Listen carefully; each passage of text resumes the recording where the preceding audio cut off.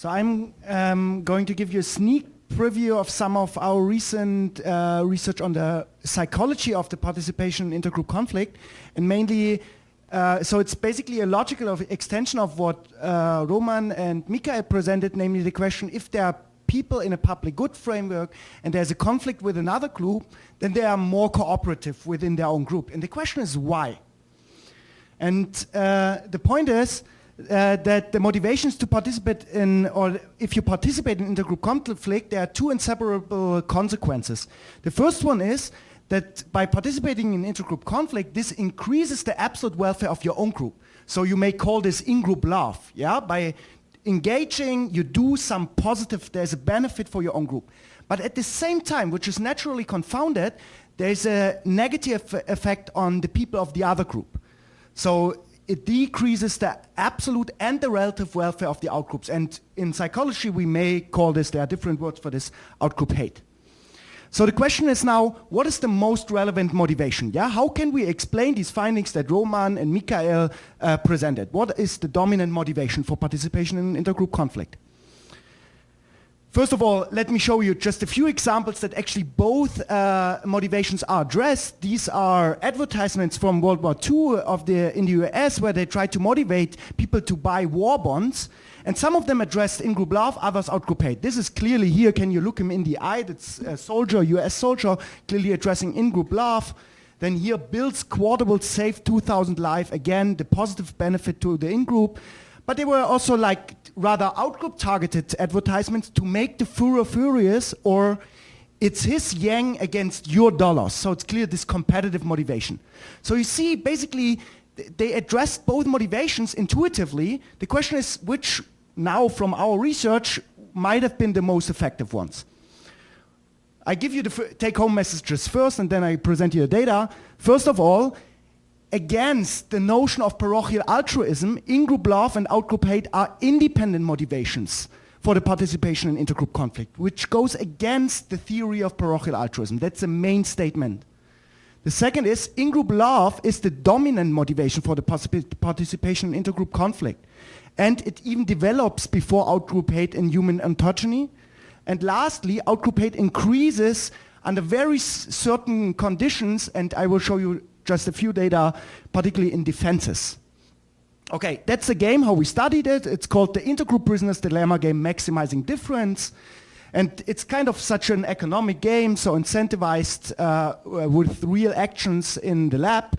And you have three options you get endowed, and there are two groups with 3 members each, and you have 3 options: either keep your tokens, contribute it to a within-group pool, which is costly for yourself, but has a benefit for all your members of your own group. That's a public good framework, so it's good, optimal for the group to contribute.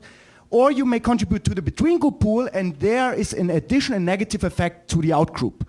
So what you can see, rational self-interested players should keep the tokens. If you're interested only to benefit your own group, you're basically indifferent between the two pools. If you really want to hurt the other group, you should mainly go for the between-group pool. That's the game we are playing here.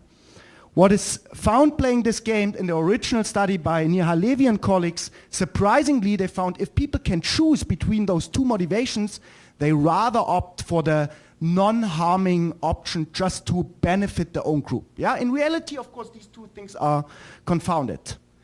And we've even shown this with realistic groups. These are lab people here, students. We've shown this with German football, soccer fans. So these are really hateful against each other. And even if we play it here, we find that, and there is a very strong conflict. These are derbies, actually. These people really hate each other. But even they don't take money away from each other. And you can find in the paper further data with supporters of political parties. Okay.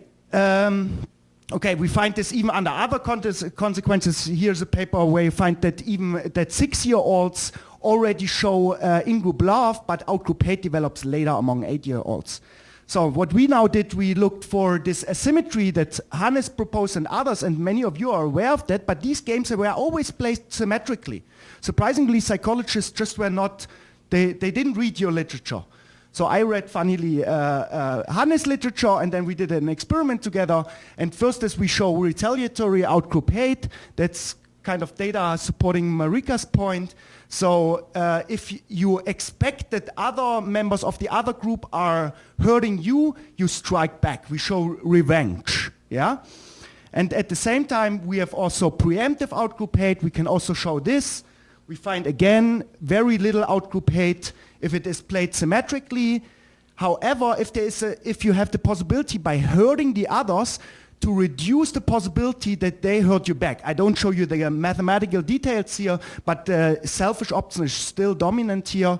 We find that it's 4 times higher if you can self-defend yourself and your own group by hurting the others. But we find that this is mainly driven really by this defensive motivation because we have a control condition where basically the second movers were not able to hurt you and you could harm them without any fear. And if you don't have to harm them, you also don't hurt. If you don't have to fear them, you don't harm them.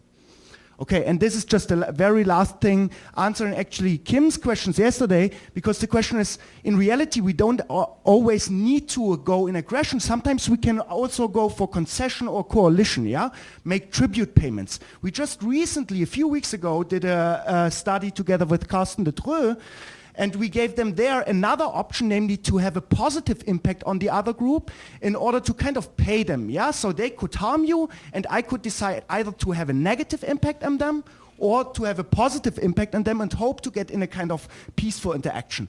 And we find that you only engage in this peaceful interaction if it is costless and if you can make sure that they cannot hurt you afterwards. So that's kind of the Iran setting that we have now, yeah? So we give them some positive things, but we have a contract actually to make sure that they cannot attack us or that builds up the future collaboration.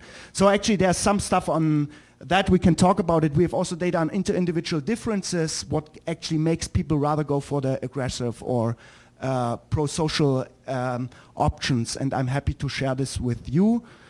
There's also some outlook, and here are some papers that basically summarize all this stuff. Thanks.